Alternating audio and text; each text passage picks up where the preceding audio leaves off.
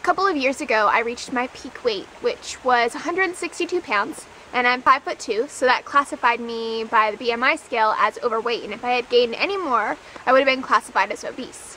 I didn't feel obese, nor did I feel fat. I mean, I knew I was chubby, and occasionally that bothered me, but on most days, I was fine with it. Though I didn't experience it to my face, I now know that there are people in passing who thought that I was too heavy. Certainly there were those who expected me to feel ugly, to feel bad about myself, to feel worthless because I was chubby. These attitudes, of course, come from something that I like to call fatophobia. When we talk about weight, the conversation's always so loaded with conditioned ideals that we've adopted from media around us and that we reinforce in each other. Never, before I got to Berkeley, did I have a conversation about weight that involves standards and expectations, body politics, and our society's complicated relationship with food. When these things did come into the conversation, I started to see my body in a whole new light. It became political, and I knew that even though I wasn't facing any particular health or psychological turbulence, that my habits were a product of all of the conflicting messages around me. I knew that I wanted to live long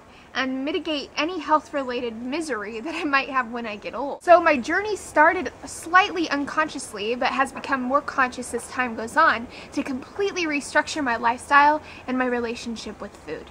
I had learned so many unhealthy habits from my parents and my culture. I was eating way too many fatty, processed foods. I wasn't paying attention to portion sizes, and I definitely was not drinking enough water. Very slowly I started shaking up my diet. I drastically decreased my salt intake. I cut out fast food and sugary drinks entirely. I eliminated saturated fats like butter whenever possible to replace it with a minimal amount of olive oil. I cut out all meats except for some seafood and upped my legumes and soy intake to make sure I was getting enough protein. Whenever possible, I would opt for the lower calorie option, and what I feel was the biggest change for me was I made sure my diet was mostly plants. And then there was the exercise. I started walking a half an hour every night and eventually started running. Now I climb steps about 3 times a week and basically walk whenever I can. From the offset, I never set out to weigh a certain amount or look a certain way. I didn't do it because I hated who I was or wasn't satisfied with how I looked. I did it for my health. It was a way of me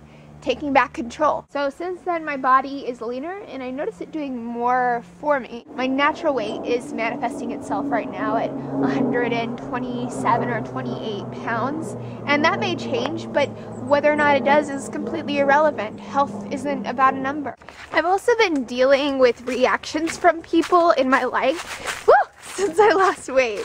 People tell me, oh my gosh, you look so thin and pretty. Oh my goodness, you lost so much weight, you look so good. As if I didn't look fine before that. I mean, obviously these kind of comments kind of irritate me, but at the same time, I do know where they're coming from. They're in a completely different mindset than I am. But the important thing is, at the end of the day, I don't owe the world a thin body in exchange for their acknowledgement and approval. I'm not a magically better, more worthy person because my pant size is smaller. If someone's gonna make a contingency for love and acceptance based on my weight, then they belong with all that toxic sludge I was eating back a few years ago in the trash.